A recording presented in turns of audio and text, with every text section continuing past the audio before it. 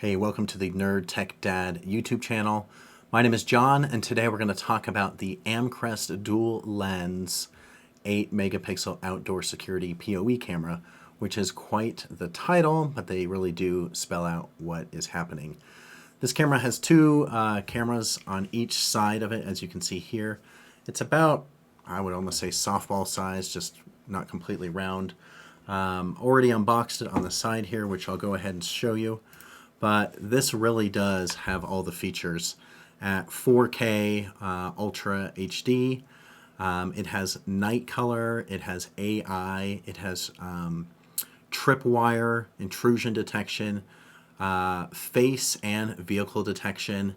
It's quite small, it can go outside. It takes a micro SD card. It has a really nice gasket underneath the body here. I don't know if they have an underneath picture. But you can see it's really not that big. It has lights, alarms, and a microphone, and looks pretty good overall. The 180 view or degree panoramic view is pretty incredible. Typically you'd have, a camera facing right and one facing left, and then two cameras in the setup. It's fine, but it's just one more thing. This solves that and has two of them together, but then they're stitched together to show one image, which I'll show you.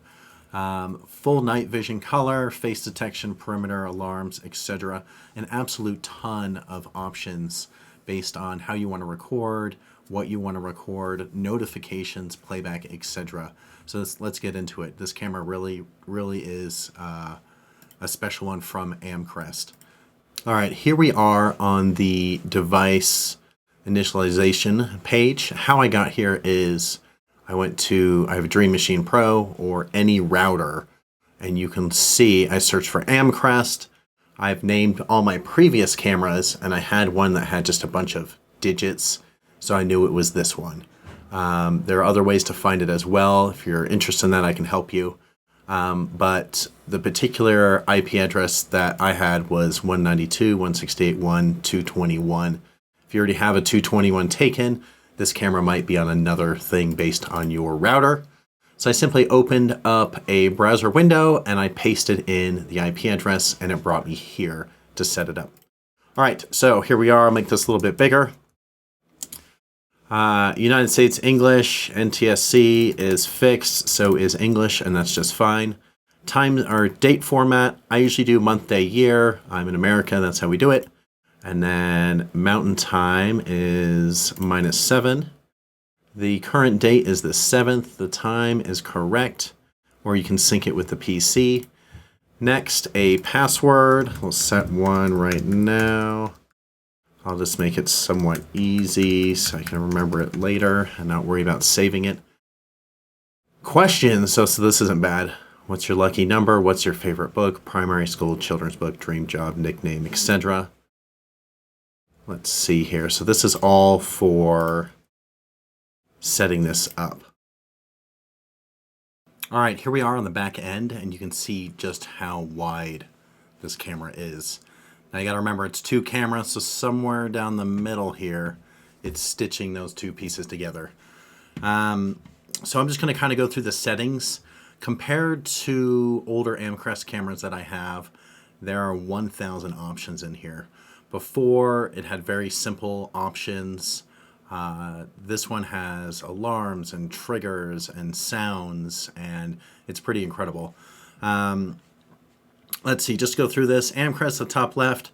There's a home, which is kind of like a start menu or apps, if you will. And then live is in a tab. And when I open more things from that home, it spans across. Up at the top, we have live, cloud, alarm, admin, so the username, and then settings, and then full screen.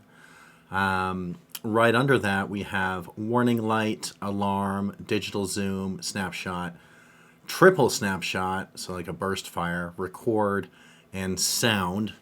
And then at the bottom, to use this function, please download and install a plugin.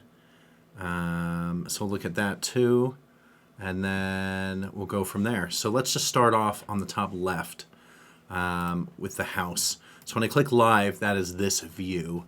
When I come back to home, I can go to playback, and I don't currently have any playback. But if I put an SD card, micro SD card, excuse me, in the bottom, it will have some playback. Now what's really nice is it's 2 screws at the bottom. It has a rubber gasket because these things are typically outside to put an SD card in so water won't get in there. Again, you can see at the top how it's tabbed. I'll go to home. This has PTZ. I don't know if I can enable this. Maybe it lets me zoom into an object, but it's not a pan tilt zoom camera. All right, so we'll play more with that later. To use auto track, you need to configure tripwire or intrusion. Got it. So just want to really just show you a brief of each one. Camera, now this is typically what you see in an Amcrest camera, is these profiles, image exposure, etc. It doesn't look this good. It's usually darker and on the side. I really like this new setup. So you can do it as general, daytime, nighttime, or on a schedule. The image I'm pretty good with. Right now it's kind of a dungy day, gray day, but it looks really good out there even after it snowed. You can change all the brightness, contrast, saturation based on how you want to see it. Anti-flicker is already on outdoor, and then the mode is there.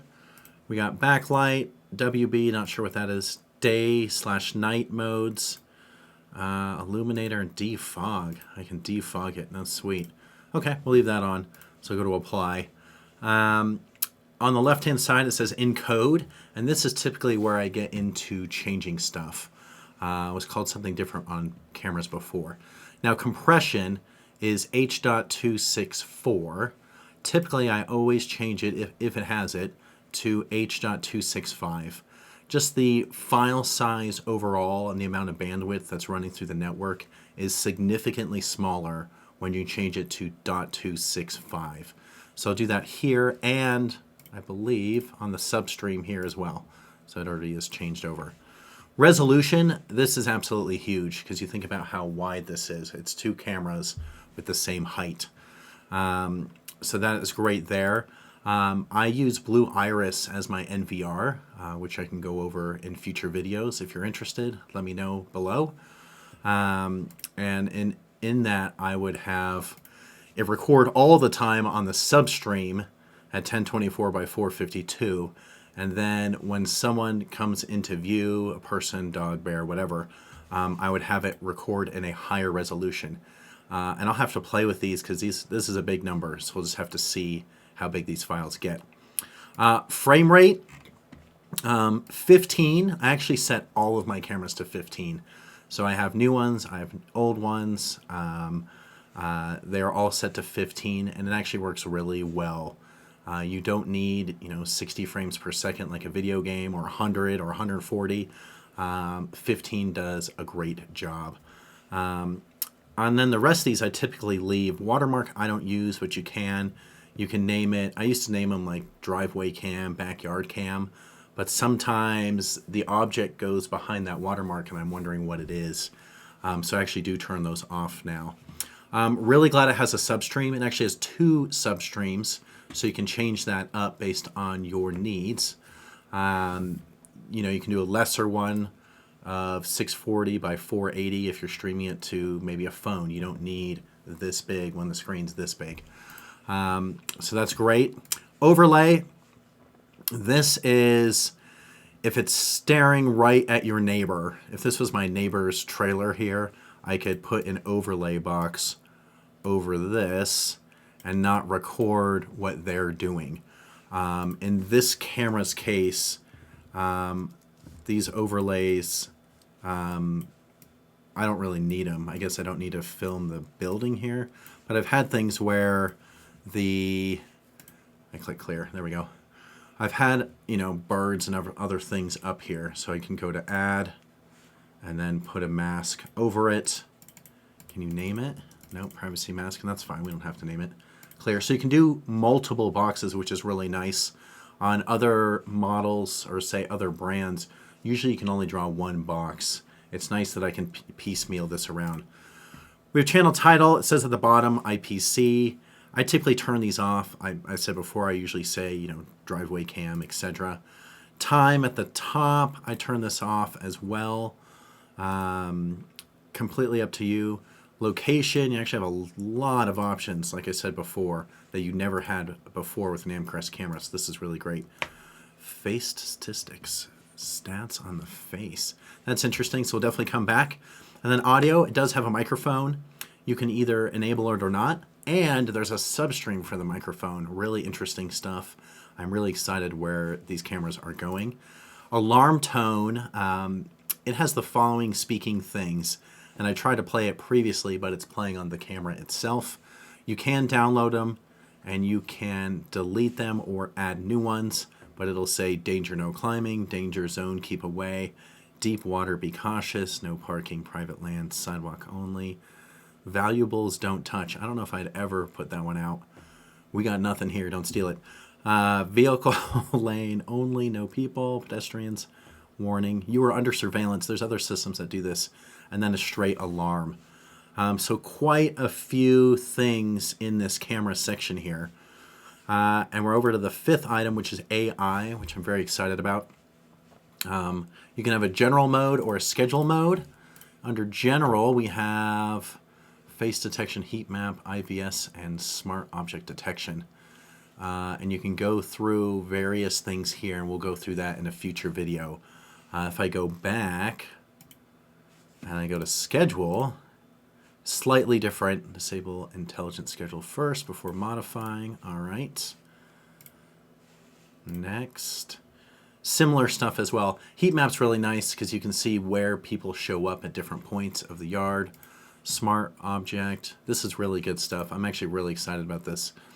So you can put it on a schedule. You can have it, you know, on or off on certain days, weekdays, weekends, completely up to you. This will be different per person.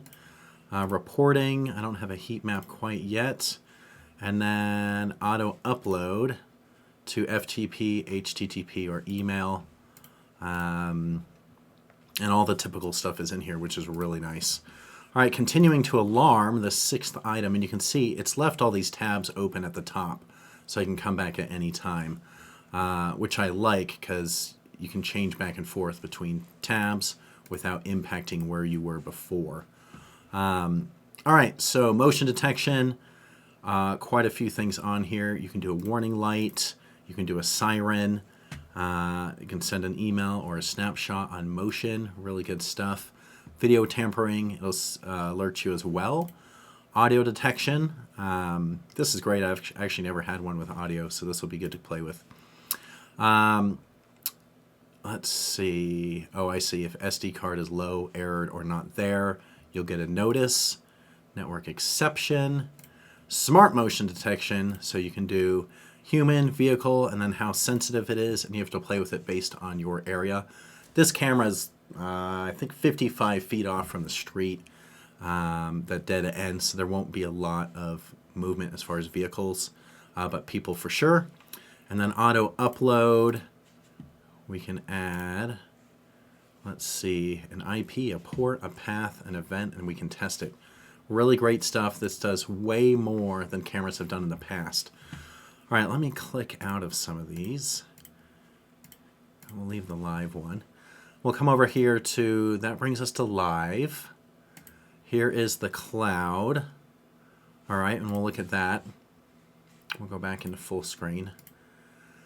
Alarms, so this shows when their alarms were. Admin, I can restart the camera or log out. And then settings, I can do network settings. Okay, so this is a whole nother set of settings besides what was at home. TCP IP, you can set, I typically recommend, I usually recommend setting a static IP for your cameras. Now this can be done two ways. You can do it on your router, where every time it sees this camera, it gives it 2212, or you can do it on here. If it's already taken by something else, you'll have a conflict, so make sure you check your router. Peer-to-peer, you can sign in right there, and then RTMP is here. Under connection, you can say how many connections, and this is all standard stuff from the typical cameras they've had in the past. Dynamic DNS, really good to see. Email server, so you can connect all the big ones or other where you can have a custom one. UPnP, I typically keep this off, but you can turn it on here. Basic services, everything right there. On VIF is probably the most popular one that I see here, as well as push mobile notifications. Online log, see there's so much great stuff. And then HTTPS, which I highly recommend for security cameras, even on your local network. You want to have that secure layer of security. All right, so that is just an absolute ton for this camera. If you have any questions, please do let me know in the comments below. We'll continue to dig into this and show you more options coming up in future videos. Thanks again for watching.